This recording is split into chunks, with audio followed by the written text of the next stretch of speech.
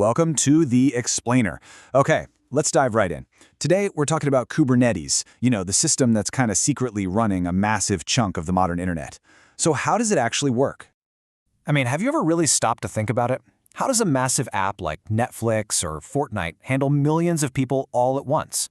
They get these huge spikes in traffic, they're constantly pushing updates, but they almost never go down.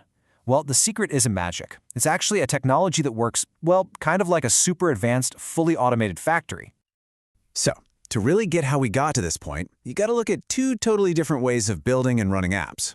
On the one hand, you've got the old way, which we'll call the one big, clumsy robot method.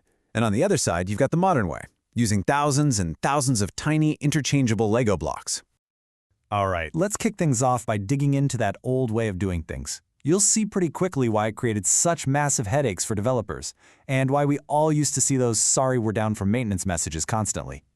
Yeah, this is what the tech world calls a monolithic architecture. And if you look at this robot, you can see why.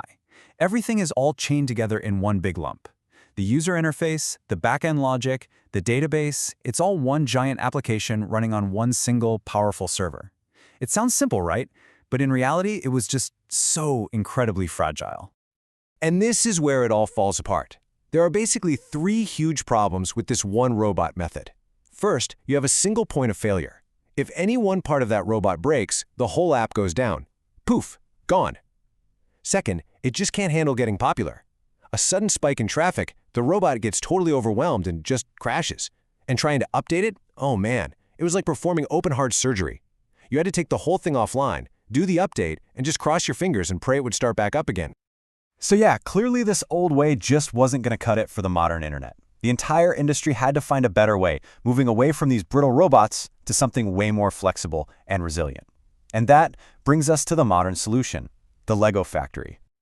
Okay, so the very first piece of this new puzzle is the Lego block itself. Now, in the real world, we call this a container. And honestly, containers are a brilliant idea. A container basically packages up a tiny piece of your app, the code, plus all the little libraries and settings it needs to run, and puts it all into one neat, tidy, self-contained box. The beautiful thing is, you can take this box and run it on any computer that knows how to handle containers, and it's guaranteed to work the exact same way every single time. So that solves the packaging problem, which is awesome. But it immediately creates a brand new problem, a problem of scale. Think about it. For a huge app like Netflix, you're not dealing with one Lego block. You're dealing with thousands, maybe even millions of them. So, who tells them where to go? What happens when one of them breaks? How do you spin up more of them when traffic goes crazy? Trying to manage all that by hand? It would be an absolute, total nightmare.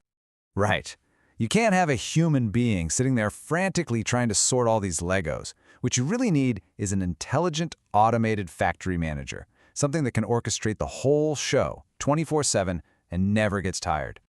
And that factory manager is Kubernetes. You'll often see it shortened to K8s. That's K, then the number 8, then S, because there are 8 letters between the K and the S. It was originally created at Google, and now it's this massive open source system that automates, pretty much everything about running your containers. People call it the operating system for the cloud, and that's a pretty good way to think about it. It just handles all the messy, complicated stuff so developers can just focus on writing code. And this right here, this is the real magic of Kubernetes. You don't tell it how to do things step by step. Instead, you just give it a blueprint. You declare what you want the end result to look like. You basically say, hey, Kubernetes, I want there to be 5 copies of my website's Lego block running at all times. Make it so. And Kubernetes just does it.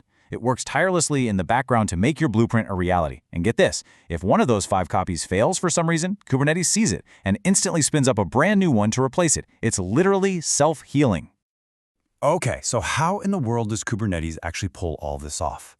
Let's take a quick tour of our automated Lego factory and see what the main parts are.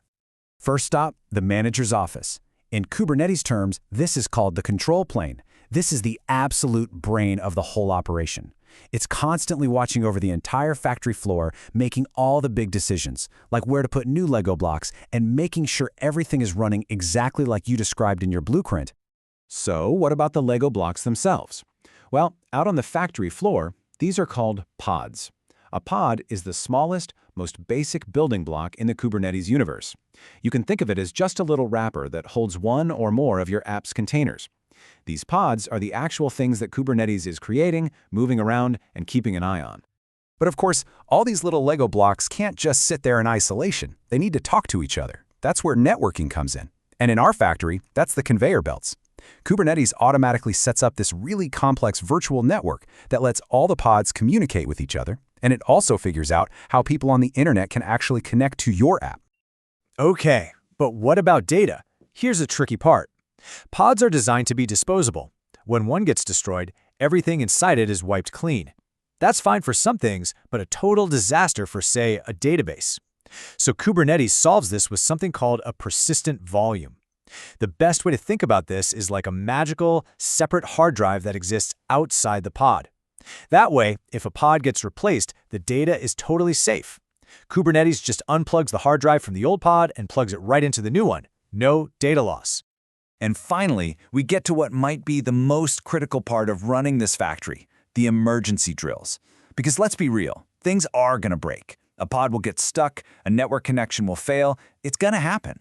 Troubleshooting is the art of being a detective. It's about knowing how to dig into the logs, inspect all the different parts, and figure out what went wrong so you can fix it, all while the rest of the factory keeps humming along. So you've got the map of the factory. You understand the parts. But how do you prove to someone that you can actually run the thing? How do you get the keys to the manager's office? Well, in the tech world, that's where a certification called the Certified Kubernetes Administrator, or CKA, comes in.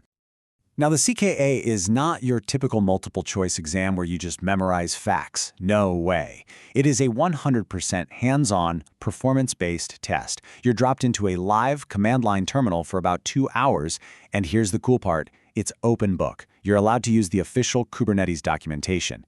This exam isn't about what you can remember. It's about what you can do. And this really gets to the heart of it. The exam is basically a real-world simulation. They literally give you a broken Kubernetes system, a list of things to do, and then start the clock. You have to fix things, build new things, all on the command line, all while that clock is ticking down. It's intense, it's super practical, and it's exactly why the CKA is one of the most respected certs in the entire tech industry. So, if all this sounds like a challenge you're ready for, and you're maybe feeling a little inspired, let's break down a clear, step-by-step roadmap.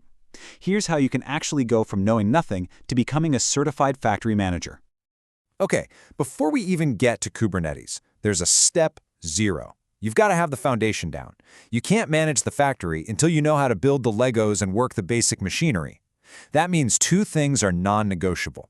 First, you have to get comfortable with the Linux command line. I mean, you're going to live in the terminal. Second, you need to learn the basics of Docker. You've got to know how to actually build one of those container Lego blocks that Kubernetes is going to manage. Seriously, do not skip these steps. All right, with the foundation in place, here's your 4-step journey to getting certified.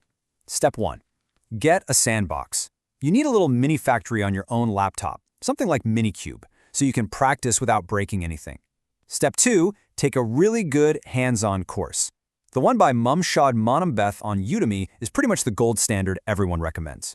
Step 3. Practice. Like a lot. Practice like a maniac until the commands become muscle memory. Exam simulators are your best friend here. And finally, Step 4, master the official documentation. Remember, it's open book, so learning how to find answers quickly is a superpower. It's a tough challenge, for sure, but this plan makes it totally doable. So look, Kubernetes isn't just another piece of software. It's really a fundamental shift in how we build and run the entire digital world. The very systems that make sure your favorite games, your streaming services, your whole online life is always on, they're built using these ideas. The blueprints for the modern internet are right here. The only question left is, are you ready to start building?